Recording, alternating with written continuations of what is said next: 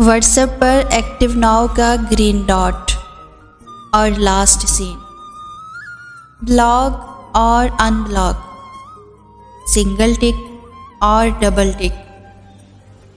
हाय, ये social media चिढ़ होने लगी है मुझे इन डिजिटल मोहब्बतों से।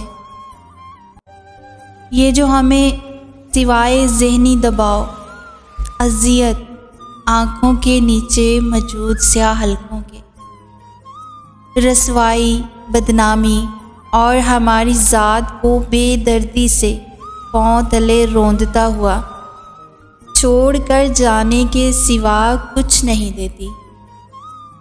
परेशान मत हों, एक दिन आप भी जान से प्यारे शख्स को ऑनलाइन देखकर सिर्फ मुस्कुरा के आगे बढ़ जाएंगे और एक्टिव नाउ का इंतज़ार करना छोड़ देंगे।